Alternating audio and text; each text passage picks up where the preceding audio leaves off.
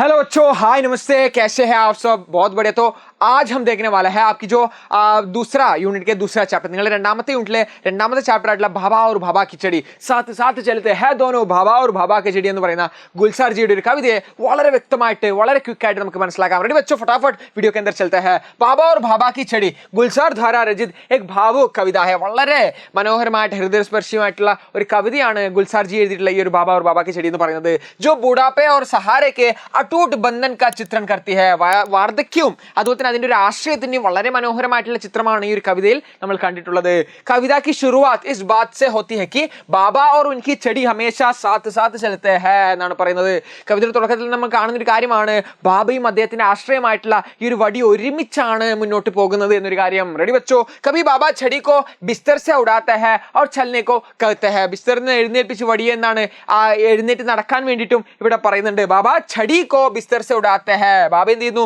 വടിയെ ബിസ്തറിൽ നിന്ന് ബെഡിൽ നിന്ന് എടുക്കുന്നുണ്ട്। അതുപോലെ തന്നെ എന്താണ് और चलने को कहते हैं എന്നാണ് പറയുന്നത്। तो कभी छड़ी उनका हाथ पकड़कर उन्हें बाहर ले आती है എന്നാണ് പറയുന്നത്। ചിലപ്പോഴൊക്കെ അദ്ദേഹം എഴുന്നേൽപ്പിച്ച് കഴിഞ്ഞാൽ മുന്നോട്ട് ആരാണ് കൊണ്ടുപോകുന്നത്? വടിയാണ്। വടി എന്താണ്? അദ്ദേഹത്തിന് പുറത്തെ കാഴ്ചകളൊക്കെ കാണിക്കാൻ വേണ്ടിയിട്ട് അദ്ദേഹത്തെ കൊണ്ട് പുറത്തേക്ക് കൊണ്ടുപോവാണ് എന്നാണ് ഇവിടെ പറയുന്നത്। റെഡി വെച്ചോ। ये रिश्ता बराबरी का है। ये रिश्ता आपको ध्यान रखना है कि बराबरी रिश्ता है। രണ്ടും ഈക്വൽ ആയിട്ടുള്ള റിലേഷൻ ആണ്। ഇറ്റ്സ് എ കോറിലേഷൻ എന്ന് പറയുന്ന പോലെ രണ്ടും പരസ്പരം കണക്ട് ചെയ്തിട്ടുണ്ട്। ആ ഒരു ബന്ധമാണ് ഇവിടെ കാണാൻ നമുക്ക് സാധിക്കുന്നത്। ബാബ ആരുമായിട്ട് കണക്ട് ചെയ്തിട്ടുണ്ട്? ചെടിയായിട്ട്। ചെടി ആരുമായിട്ടുണ്ട്? ബാബയായിട്ട്। രണ്ടുപേർക്കും രണ്ടുപേരുടെ ആശ്രയമില്ലാതെ പുറത്തോട്ട് പോകാൻ പറ്റുമോ? ഇല്ല। കാരണം എന്താണ്? വടിയാണ്। ഊന്നുവടി വെറുതെ നിന്ന് കഴിഞ്ഞാൽ എന്താണ്? അത് മൂവ് ചെയ്യാതെ നിൽക്കുകയായിരിക്കും അല്ലെ, ഇമ്മൊബൈൽ ആയിട്ടായിരിക്കും। മറിച്ച് അത് മൊബിലിറ്റിയിലേക്ക് എങ്ങനെ വരുന്നു? കാരണം ബാബ അതിനെ പിടിച്ചു കഴിഞ്ഞാലാണ്। അപ്പോൾ ബാബ പിടിച്ചു കഴിയുമ്പോൾ എന്താണ്? ബാബക്ക് ഒരു സപ്പോർട്ടായി। അപ്പോൾ ബാബ മുന്നോട്ട് പോകുന്ന സമയത്ത് വടിയും കറക്റ്റ് മുന്നോട്ട് പോകും। അപ്പോൾ വടി മുന്നോട്ടേക്ക് പോകുമ്പോഴാണ് ഇനി പിന്നെ ബാബയും അതിന്റെ കൂടെ കൊണ്ടുപോകുന്നത്। സോ രണ്ടുപേരും എന്താണ്? ആ ഒരു ബരാബരി റിശ്തയിലാണ്, തുല്യമായിട്ടുള്ള ഒരു ബന്ധത്തിലാണ് രണ്ടുപേരും മുന്നോട്ട് പോകുന്നത് എന്നൊരു കാര്യം നിങ്ങൾ മനസ്സിലാക്കേണ്ടിയിരിക്കുന്നു। ഏക് കദം ജബ് വോ ചലത്തി ഹൈ ഏക് കദം വേ ചലത്തി ഹൈ എന്നൊരു കാര്യമാണ് ഇവിടെ പറയുന്നത്। ഒരു സ്റ്റെപ്പ് അവർ മുന്നോട്ട് പോകുമ്പോൾ ഒരു സ്റ്റെപ്പ് ഇവർ മുന്നോട്ട് പോകുന്നു എന്ന് പറയുന്ന പോലെ വടി മുന്നോട്ട് പോകുമ്പോൾ ബാബയും മുന്നോട്ട് പോകുന്നു എന്നൊരു കാര്യമാണ് നിങ്ങൾക്ക് ഇവിടെ കാണാൻ സാധിക്കും। അതുപോലെ ബാബ മുന്നോട്ട് നടക്കാൻ ആഗ്രഹിക്കുമ്പോൾ വടിയും മുന്നോട്ട് പോകുന്നു। അപ്പോൾ ബരാബരി റിശ്തയാണ്, രണ്ടുപേരും തമ്മിലുള്ള ആ ഒരു ഈക്വൽ ആയിട്ടുള്ള ഒരു റിലേഷൻ ആണ് നിങ്ങൾക്ക് ഇവിടെ കാണാൻ സാധിക്കുന്നത്। അതിനുശേഷം എന്താണ്? കവി ചെടി കാ മാനവീകരൺ കർത്തേ ഹേ। കവി എന്ത് ചെയ്യുന്നു? ചെടിയെ വടി എന്ത് ചെയ്യുന്നു? മാനവീകരൺ എന്ന് പേഴ്സണ് ക്യാ ഹേ, ഒരാളുമായിട്ട് എങ്ങനെയാണ്? ഒരാളുമായിട്ട് ഓക്കെ, പേഴ്സോണിഫിക്കേഷൻ എന്ന് പറയുന്ന ഒരു സാധനമാണ് ഈ മാനവീകരണം എന്നത്। സോ ആരുമായിട്ടാണ് കണക്ട് ചെയ്യുന്നത്? എങ്ങനെയാണ്? ഓ കേവൽ ലക്കടി കാ ടുക്ടാ നെയ്യേ, കാരണം അതൊരു പേഴ്സൺ ആയിട്ടാണ് കണക്കാക്കുന്നത്, മറിച്ച് വെറുതെ ഒരു മരത്തിന്റെ ഒരു കഷ്ണം ലക്കടി അല്ല। എന്ത് മറിച്ച് എന്താണ്? ലക്കടി കാ ടുക്ടാ എന്ന് പറയുന്ന ആ ഒരു വടിയുടെ കഷ്ണം മാത്രമല്ല, മറിച്ച് എന്താണ്? ജബ് ഗലി കാ കുത്ത ഭോക്താ ഹേ തോ ചെടി ഉസേ ഭഗാത്തി ഹേ എന്നാണ് പറയുന്നത്। തെരുവിലെ നായ്ക്കൾ കുരക്കുമ്പോൾ ആരാണ് ഓടിക്കുന്നത്? ബാബയെ രക്ഷിക്കാൻ ഈ വടിയാണ്, ഊന്നുവടിയാണ് അവരൊക്കെ ഓടിക്കുന്നത് എന്നൊരു കാര്യം ഇവിടെ കാണിക്കുന്നുണ്ട്। അതുപോലെ തന്നെ എന്താണ്? ജബ് ബാബ തക് ജാത്തെ ഹേ തോ വേ ഛടി പർ മാഥ ഠേക്കർ ആരാം കർത്തേ ഹേ। ചിലപ്പോഴൊക്കെ എന്താണ്?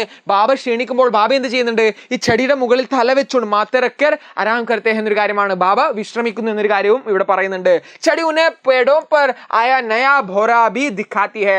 പുതിയ പുതിയ ജോ മഞ്ചർ ഹേ നാ, പുതിയ ആ ഒരു പുതിയ പുതിയ പൂക്കളൊക്കെ വസന്തത്തിൽ രൂപത്തിലൊക്കെ വിരിയുന്നതില്ലേ, മരത്തിലൊക്കെ വിരിയുന്നത് ആര് കാണിക്കുന്നു? ഈ ചെടി ബാബയെ കാണിക്കുന്നു എന്ന് പറഞ്ഞിട്ടാണ് ഇവിടെ പറയുന്നത്। റെഡി വെച്ചോ। മാനോ വഹു ഉൻകി ആങ്കോ ബൻ ഗയേ ഹോ। കവിത കാ അന്ത് ഏക് മാർമിക് സച്ചായി കെ സാത്ത് ഹോത്താ ഹേ। രണ്ട് കവിതയുടെ ഒരു അവസാനം എന്ന് പറയുന്നത് വളരെ വളരെ മാർമികമായിട്ടുള്ള ഹൃദയസ്പർശിയായിട്ടുള്ള ഒരു ട്രൂത്തിലൂടെയാണ് ഇത് അവസാനിപ്പിക്കുക। എന്താണ് പറയുന്നത്? എന്താണ്? दोनों में से क्या है कोई अकेला नहीं, क्या है अकेला चल नहीं सकता, अकेला नहीं चल सकता, अकेला चल नहीं सकता। രണ്ടും കണക്കാണ്। പക്ഷെ കവിതയിൽ വന്ന വരി എന്താണ്? അക്കേല ചൽ നഹി സക്താ എന്നാണ്। ഹാത്ത് അഗർ ഛൂട്ടെ തോ ദോനോ ഗിർ പഡ്തേ ഹേ എന്നാണ് പറയുന്നത്। അഥവാ കൈ വിടുവാണെങ്കിൽ രണ്ടുപേരും വീഴുമെന്നാണ്। രണ്ടുപേരും എന്താണ്? ജോ രണ്ടുപേരുടെ തമ്മിലുള്ള ഒരു ബന്ധം എന്ന് പറയുന്നത്, റിലേഷൻ എന്ന് പറയുന്നത് എന്താണ്? दोनों उधर भी है इधर भी है എന്ന രീതിയിലാണ്। കാരണം ഇദ്ദേഹം മുന്നോട്ട് പോയാൽ മാത്രമേ വടി പോയാലും ഇദ്ദേഹം മുന്നോട്ട് പോകത്തില്ല എന്നൊരു കാര്യമാണ് ഇവിടെ പറയുന്നത്। യഹാ ക്യാ ഹേ എക് ജവാൻ।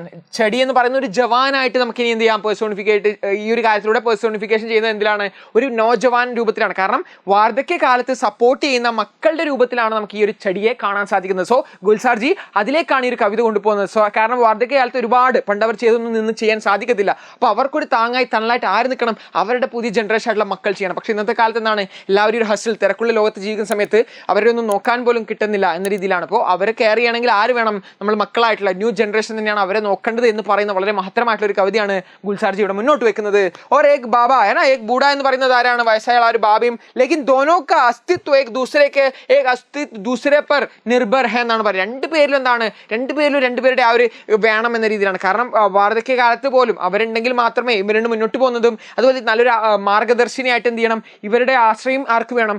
നമ്മുടെ ന്യൂ ജനറേഷൻ ആയിട്ടുള്ള ആൾക്കാർക്കും വേണമെന്ന് പറഞ്ഞ രണ്ടുപേരും തമ്മിലുള്ള ആ ഒരു ബന്ധത്തെ കുറിച്ചാണ് ഇവിടെ പറയുന്നത്. ഈ കവിത ബൂഡാപ്പമേ അഖേലാപ്പൻ ഓർ നിർജീവ് സാത്തി എന്ന് പറയുന്നതിനെ രണ്ട് രീതിയിലെടുക്കുക. വടിയായിട്ട് നിർജീവമായിട്ടുള്ള സാത്തി എന്ന് പറയുന്നത് ചടിയായിട്ട് എടുക്കുന്നതല്ലേ, വേറൊരു അർത്ഥതലത്തിൽ നമ്മൾ ഇതിനെ കാണുന്നുണ്ട്. കവി ഏത് രീതിയിലാണ് ഉദ്ദേശിക്കുന്നത് നമുക്ക് മനസ്സിലാകുന്നതാണ്, ഈ ഒരു അർത്ഥതലത്തിൽ ഉപയോഗിക്കാം. അതുപോലെ തന്നെ നിർജീവ് സാത്തിയുള്ള ചടി അല്ലെ, നിർജീവമായിട്ടുള്ള ആ ഒരു വടിയുമായിട്ട് എന്ത് ചെയ്യുന്നുണ്ട്, ഓക്കെ മഹത്വക്കോ ദർശാത്തി എന്ന രീതിയിലാണ് ബാബയും അതുപോലെ തന്നെ എന്താണ് ബൂഡയും അതുപോലെ തന്നെ നിർജീവമായിട്ടുള്ള ഒരു വടിയുടെ ഒരു ഹെൽപ്പാണ് ഇവിടെ കാണിക്കുന്നത് എന്ന് നമുക്കിവിടെ മനസ്സിലാക്കാൻ സാധിക്കുന്നുണ്ട്.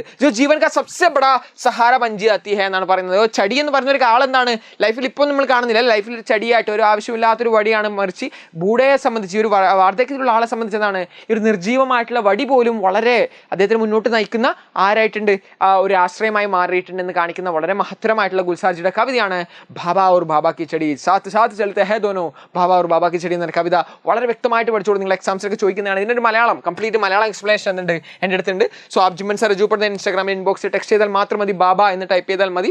नहीं तो आप बाबा और बाबा की छड़ी എന്ന് ടൈപ്പ് ചെയ്താൽ आपको क्या मिलेगा, इस नोट को पूरी तरह मिलेगा. നിങ്ങൾക്ക് ഈ ഒരു നോട്ട് കിട്ടും बाबा और बाबा की छड़ी എന്ന് എൻ്റെ ഇൻബോക്സിൽ ഇട്ടാൽ മാത്രം മതി. तो बच्चों मिलते हैं अगली वीडियो में. अच्छी तरह से पढ़ लो ये चैप्टर. ഈ ചാപ്റ്റർ വളരെ വ്യക്തമായിട്ട് പഠിച്ചോളൂ. എക്സാമിന് ഡെഫിനറ്റ്ലി നിങ്ങളുടെ ചോദ്യപേപ്പറിൽ കാണും ഈ ഒരു കവിതയുടെ ആശയം എന്ന് പറഞ്ഞ ആശയം നമ്മൾ വളരെ വ്യക്തമായിട്ട് പഠിച്ചിട്ടുണ്ട്. तो बच्चों अच्छे से अपने एग्जाम्स की तैयारी करो. मिलते हैं अगली वीडियो में. तब तक के लिए धन्यवाद. जय हिंद. Thank you.